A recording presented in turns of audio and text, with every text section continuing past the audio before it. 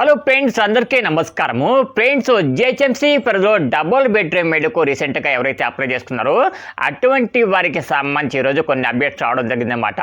అలాగే దాంతోపాటు కొంతమంది అడుగుతూ ఉన్నారండి, ఇన్ కేస్ ఒకవేళ ప్రభుత్వం మాకు డబుల్ బెడ్రూమ్ ఇల్లు శాంక్షన్ చేస్తే డబుల్ బెడ్రూమ్ ఇల్లు ప్రభుత్వం మాకు శాంక్షన్ చేసిందని మాకు ఎలా తెలుస్తుందని చెప్పేసి చాలామంది అడుగుతూ ఉన్నారన్నమాట. ఫ్రెండ్స్, మీకు డబుల్ బెడ్రూమ్ ఇల్లు ప్రభుత్వం శాంక్షన్ చేస్తే మీకు ఆ స్టేటస్లో కొన్ని మార్పులు కనిపిస్తాయండి. ఆ మార్పులు ఏంటి ఇప్పుడు డీటెయిల్గా చెప్తాను.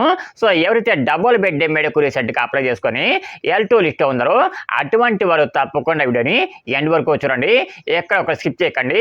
సో ఇక ఏమాత్రం లేట్ చేయకుండా నేరుగా వీడియోకి వెళ్ళిపోతాము. ఫ్రెండ్స్, ఎవరైతే గ్రేటర్ హైదరాబాద్ పరిధిలో రీసెంట్గా డబుల్ బెడ్రూమ్ ఇళ్లకు అప్లై చేసుకున్నారో అటువంటి వాళ్ళకు ఒకవేళ డబుల్ బెడ్రూమ్ ఇల్లు కనుక శాంక్షన్ చేస్తే ప్రభుత్వము మీకు ఆ స్టేటస్లో వెళ్ళిన తర్వాత కింద వ్యూ డీటెయిల్స్లోకి వెళ్ళిన తర్వాత లాస్ట్లో మీకు కొన్ని డీటెయిల్స్ చూపిస్తూ ఉంటాయండి. సో ఇక్కడ నేను చూపిస్తూ ఉన్నాను చూడండి. వ్యూ డీటెయిల్స్లోకి వెళ్ళిన తర్వాత కొంచెం కిందికి స్క్రోల్ చేసినట్టయితే మీకు ఇక్కడ కొన్ని ఆప్షన్స్ కనిపిస్తూ ఉంటాయండి. ఫస్ట్ ఆప్షన్ వచ్చేసి మీకు మార్కౌట్ ఫోటో అని చెప్పేసి కనిపిస్తూ ఉంటుందన్నమాట. ఈ మార్కౌట్ ఫోటో అంటే ఏమిటంటే ఫస్ట్ మీకు ప్రభుత్వం డబుల్ బెడ్రూమ్ ఇల్లు కానివ్వండి లేకపోతే మామూలు ఇందిరమ్మ ఇల్లు కానివ్వండి శాంక్షన్ చేస్తే మొట్టమొదటిగా తీసే ఫోటోనే మార్కౌట్ ఫోటో అని చెప్పేసి అంటారనమాట. సో ఒకవేళ ప్రభుత్వం మీకు స్థలం కేటాయించి అందులో ఇల్లు కట్టిస్తామని చెప్పేసి అంటే ఆ స్థలాన్ని ఫస్ట్ ఫోటో ఉంటుంది కదా, ఆ మొదటి ఫోటోను తీసేసి వాళ్ళు ఇక్కడ అప్లోడ్ చేస్తారన్నమాట. సో ఇకపోతే రెండు ఆప్షన్ వచ్చేసి బేస్మెంట్ లెవెల్ ఫోటోస్ అని చెప్పేసి కనిపిస్తూ ఉంటుందన్నమాట. ఈ బేస్మెంట్ లెవెల్ ఫోటో అంటే ఏమిటంటే ఒకవేళ మీకు ప్రభుత్వం స్థలం ఇచ్చేసి అందులో ఇల్లు కట్టించే టైంలో మీకు బేస్మెంట్ లేపుతారు కదా, ఆ బేస్మెంట్ లేపే టైంలో మీకు ఒక ఫోటో తీసుకుంటారండి. ఆ ఫోటోను కూడా ఇక్కడ మీకు అప్లోడ్ చేయడం జరుగుతుందన్నమాట.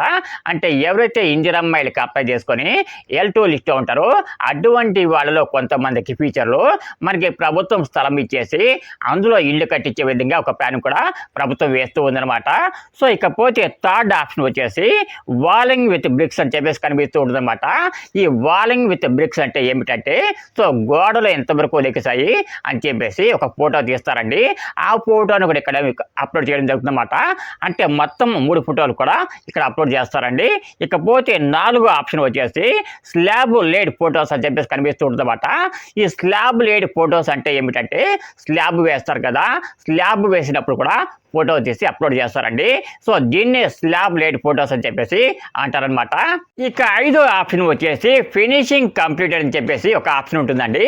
సో ఫినిషింగ్ కంప్లీటెడ్ అని చెప్పేసి అంటే ఏమిటంటే సో మీకు ఇల్లు మొత్తం తయారవుతుంది కదా, తయారైన తర్వాత ఇక ఇల్లు ఫోటోని మొత్తం అంతా కూడా ఇక్కడ అప్లోడ్ చేస్తారనమాట.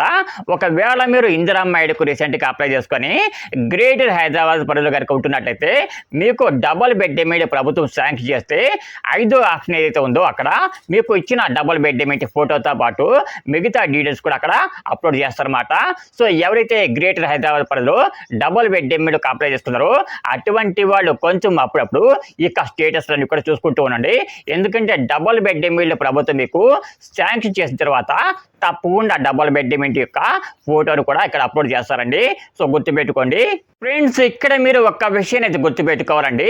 సో L1 లిస్ట్లో ఉన్న వాళ్ళకైనా L2 లిస్ట్లో ఉన్న వాళ్ళకైనా లేకపోతే L3 లిస్ట్లో ఉన్న వాళ్ళకైనా మొత్తం అందరికీ కూడా ఒకే యాప్ నుంచి డబుల్ బెడ్రూమ్ ఇల్లు కానివ్వండి ఇందిరమ్మ ఇల్లు కానివ్వండి ప్రభుత్వము శాంక్షన్ చేస్తూ ఉంది కాబట్టి అందరికీ ఒకే రూల్స్ వర్తిస్తాయండి.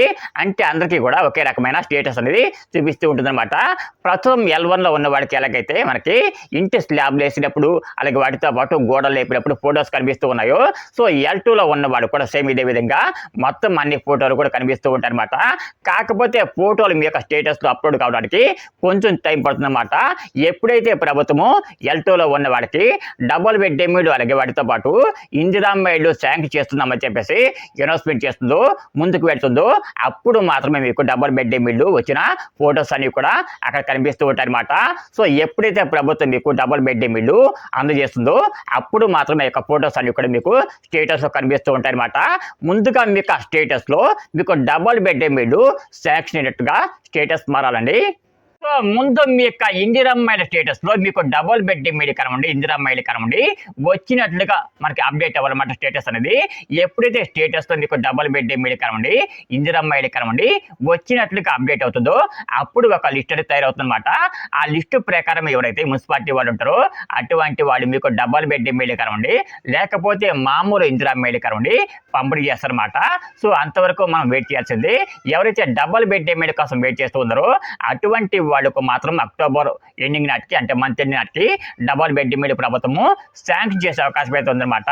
ఎందుకంటే అక్టోబర్ మంత్ ఎండింగ్ నాటికి మనకి ఎన్నికలు కూడా అయిపోతుంది కాబట్టి ఎన్నికలు కూడా అయిపోయిన తర్వాత తప్పకుండా మళ్ళీ డబుల్ బెడ్రూమ్ ఇల్లు పంపిణీ స్టార్ట్ చేసే అవకాశం అయితే ఉంటుందన్నమాట.